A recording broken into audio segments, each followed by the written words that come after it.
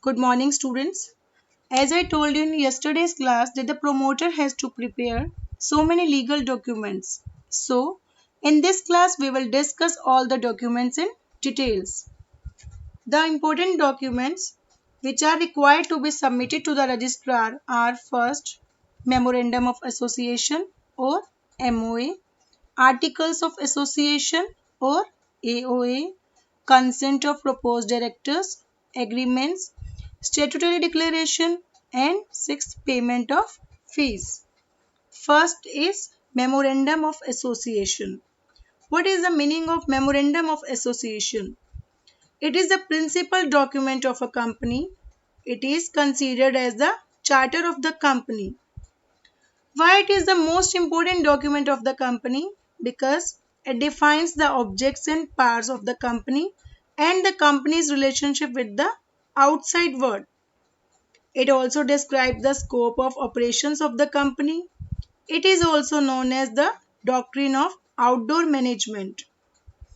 While preparing the memorandum of association, great care should be taken because the company cannot go beyond the limits laid down in it as it is the charter or Magna Carta of the company.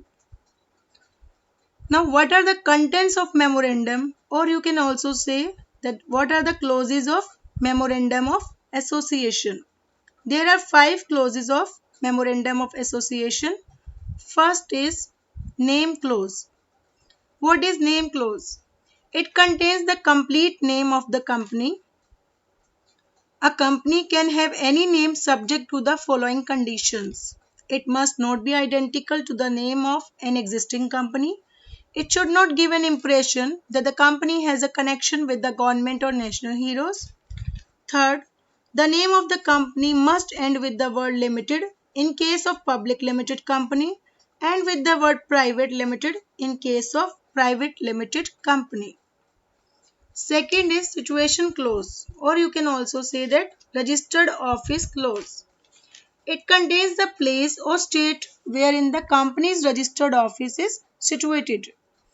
It is necessary because the companies get the registration from that state only. The registered office is a place where all the important documents of the companies are kept. Exact address is not required at the time of registration, but it should be informed to the registrar within 30 days. Third is object clause. It is the most important clause of the Memorandum of Association. It defines the purpose for which the company is formed.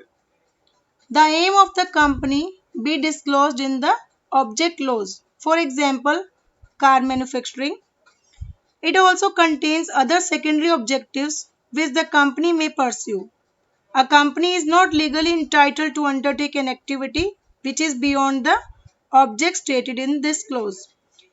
It should also be noted that the object stated in the object clause must not be illegal or in conflict with the provision of the Companies Act.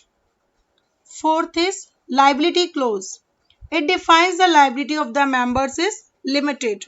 Now, what is the meaning of limited liability? I told you many times in chapter number 2 also. Here, limited liability means the liability of the members of the company is limited to the amount unpaid on the shares owned by them. For example, face value of a share is rupees 10 on which a shareholder has paid rupees 6 only. So, the liability of that shareholder is limited to the balance or unpaid amount of rupees 4 only. Fifth is capital clause. It defines the maximum amount of capital that can be raised by the company. This clause states the maximum capital, or you can say authorized capital, with which the company is to be incorporated along with its division. For example, 1 lakh share of rupees 10 each comprises a total capital of rupees 10 lakhs, or it may be 2 crores divided into 20 lakhs share of rupees 10 each. So these are the 5 clauses of Memorandum of Association. First, name clause. Second, situation or registered office clause. Third, object clause. Fourth, liability clause. And fifth is capital clause. Second important document is Articles of Association. What is Articles of Association? It is the bylaws of the company. It contains the rules and regulation for the internal management of the company. It is subsidiary to MOA and hence it should not contradict with anything stated in Memorandum of Association. A public company may have its own Articles of Association or may adopt Table A. What is Table A? Table A is a model AOA given in Companies Act. If a company adopts Table A, it need not prepare separate Articles of Association. Apart from the Memorandum of Association and Articles of Association, a written consent of proposed directors is also required to confirm that they agree to act as directors and to undertake qualification shares. This is called consent of proposed directors. Fourth is agreement. Another document to be submitted to the registrar is agreement. Agreement with any individual for appointing him as managing director or whole-time director or manager is another document to be submitted to the registrar. Fifth is statutory declaration. Next document which need to be submitted to the registrar is statutory declaration. It should be submitted to the registrar stating that all legal formalities have been complied with. It must be signed by any one of the following, that is an advocate of High Court or Supreme Court, a chartered accountant, a director of the company, manager or secretary of the company. Sixth is payment of fees. Along with all the above documents, necessary fees has to be paid for registration based on the authorized capital of the company. So, these are the 6 documents which are required. First, Memorandum of Association. Second, Articles of Association.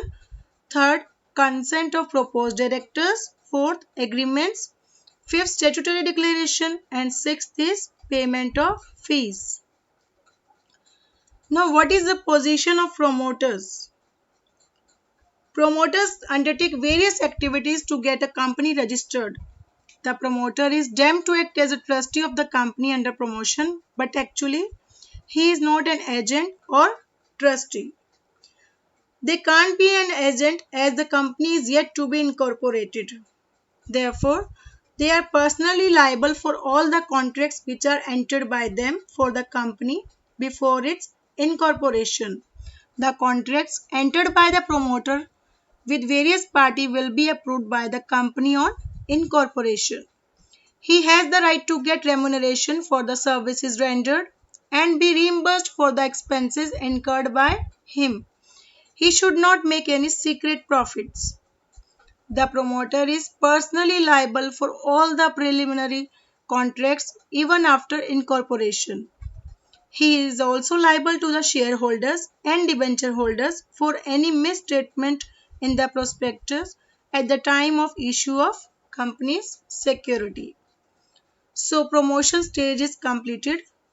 Second stage is incorporation, which we will discuss in next class. All the best. Have a good day. Thank you.